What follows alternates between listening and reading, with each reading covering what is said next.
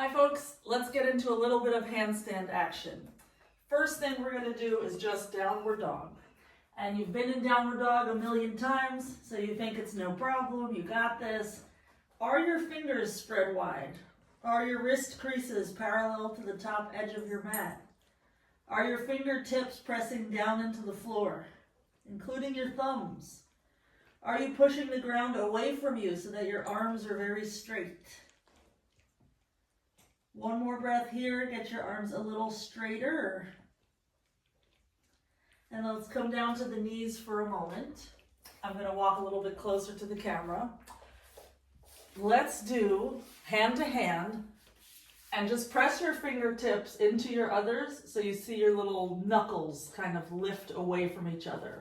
Pointer finger knuckle will just gently bend away. Middle finger knuckle will gently bend away. And this is because the finger pads are pushing together a lot. So this is essentially the hand that you're going to have. Also, that's the hand that you have in an arm balance of any kind. So let's return to our downward dog. Think about the finger pads where your fingerprints are pushing down. And let's rock forward to plank for an inhale. Don't change anything about your hand activation. Press the downward dog again for the exhale. Just do this a few more times, thinking about your hands. Over the course of this video, there's going to be times that you just pause it, experiment with something a little more, or pause it, come back to it the next day. When you feel like you're okay here, meet in downward dog. Start to lift your heels high. This is bringing more weight in your hands. Start to walk your feet forward. Even more weight in your hands. Make sure you're keeping your arms straight. Walk forward as far as you can without letting the elbows bend, without losing the hands that you already worked for. Let's walk ourselves back again to normal downward dog.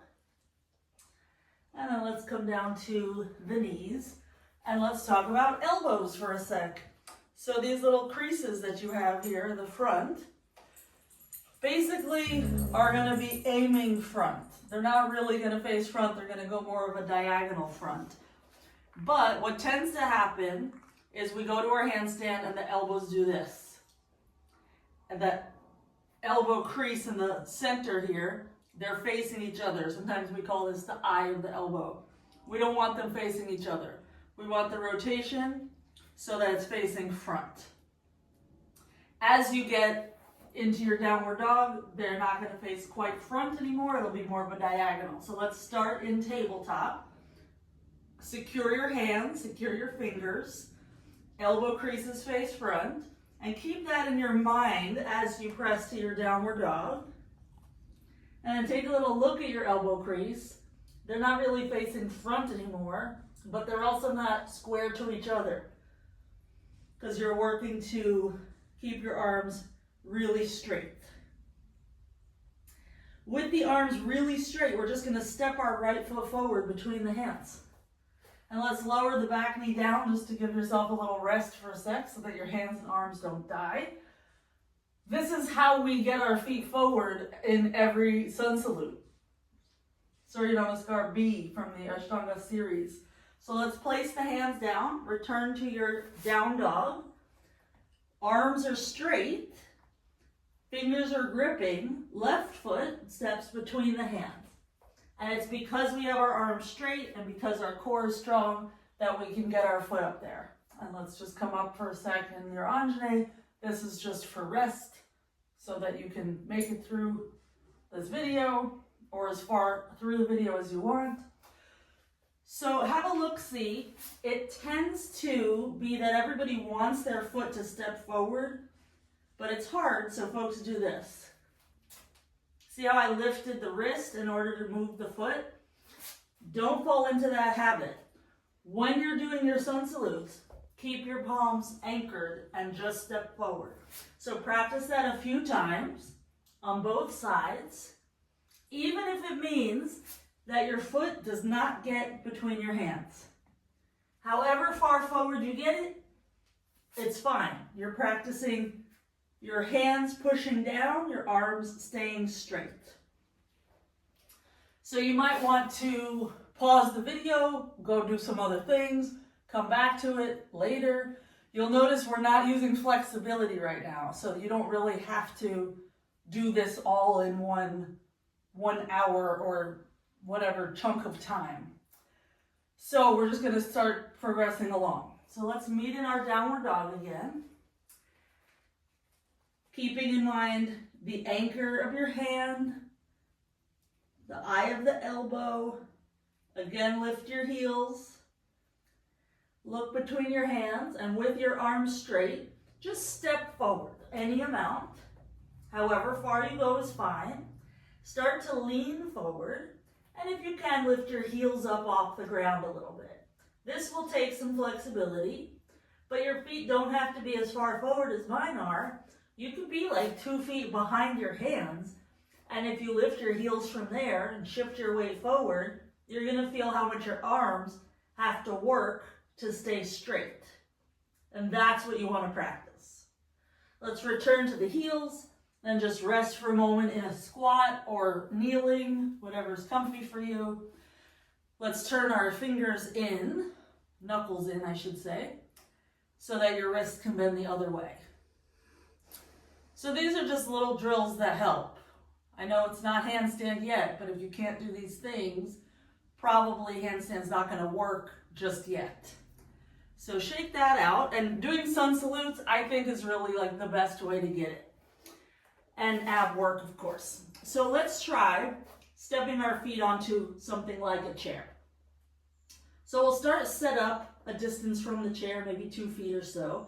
We're going to lean forward, and maybe you'll put 1 foot on the chair, arms are going to be straight, and you'll just practice lifting the other foot off the ground.